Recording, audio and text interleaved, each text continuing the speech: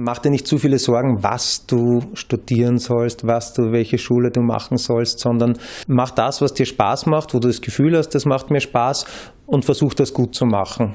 Im Arbeitsleben ist sehr wichtig aus meiner Sicht Umgangsformen, Höflichkeit und Freundlichkeit. Das schadet in keinem Job, egal was man macht.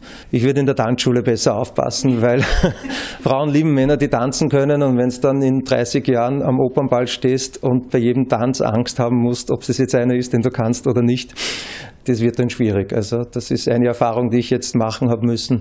Ich hätte gerne ein bisschen besser aufgepasst damals. Dr. Dieter Siegel, Vorsitzender des Vorstands. Oder auf Englisch Dieter Siegel, President and Chief Executive Officer.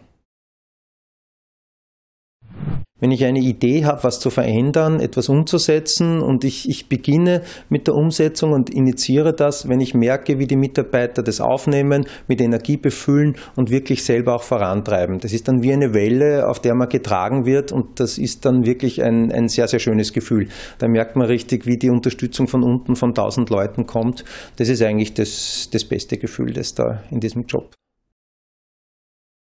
Die größte Einschränkung ist, man muss sich gewiss sein, man sollte idealerweise nicht scheitern in diesem Job. Also sagen wir mal so, der Arbeitsmarkt für Generaldirektoren in Österreich ist dünn, und für gescheiterte Generaldirektoren ist noch dünner. Und auf der anderen Seite muss man viel wagen, viel riskieren, weil im Geschäftsleben, wer nicht wagt, der nicht gewinnt.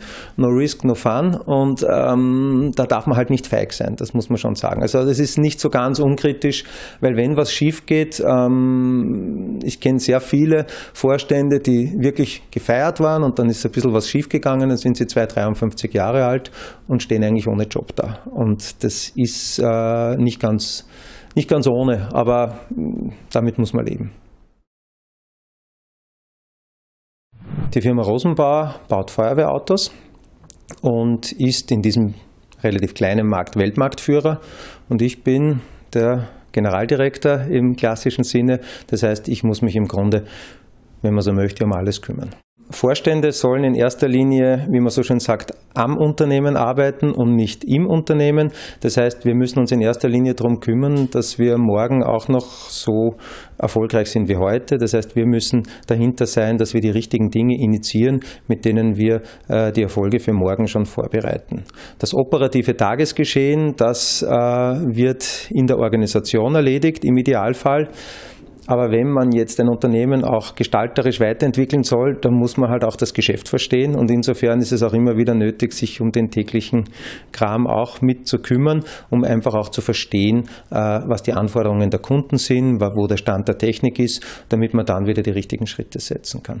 Ja, also ich sitze sehr viel in Meetings, beziehungsweise habe in meinem Job natürlich, es ist einmal das Unternehmen selber, aber für den Generaldirektor kommt halt dann immer noch dazu, die sogenannten Stakeholder, das heißt jeden, der am Unternehmen ein Interesse hat, auch zu bedienen. Beispielsweise so ein Interview wie hier zu machen, aber auch die Politik, die Eigentümer, die Banken, die regionalen Organisationen, Hilfsorganisationen, jeder, der am Unternehmen ein Interesse hat, letztlich auch junge Menschen, die sich überlegen, ob sie hier arbeiten sollen, die haben eigentlich als ersten Repräsentanten des Unternehmens meistens den Generaldirektor, die Medien beispielsweise, Zeitungen, und da gibt es halt auch sehr viele externe Termine, die man in dem Zusammenhang wahrnehmen muss. Und auch, ich bin ja auch für das internationale Vertriebsgeschäft hauptverantwortlich oder als in der obersten Stufe verantwortlich, und deswegen habe ich auch noch relativ viele Kundenkontakte. Ich bin in Linz geboren und bin hier ins akademische Gymnasium gegangen und habe danach Handelswissenschaften in Wien studiert und das Doktorat in Industrieökonomik dann im Volkswirtschaftlichen Institut gemacht.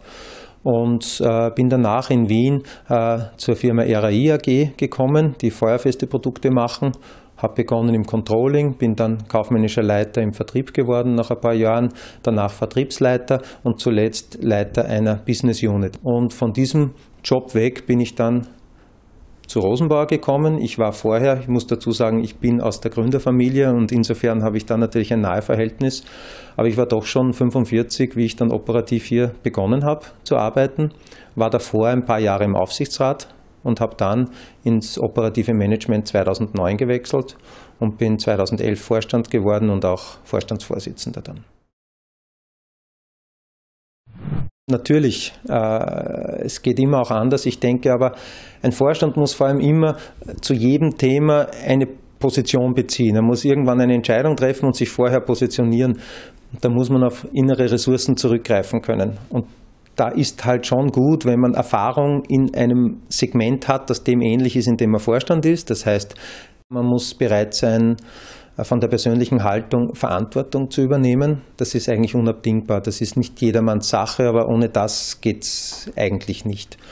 Und ansonsten, ich denke, man muss kommunikationsfähig sein. Das ist fast das Wichtigste. Ich habe vorher schon gesagt, es ist sehr viel mit Reden, Überzeugungsarbeit leisten.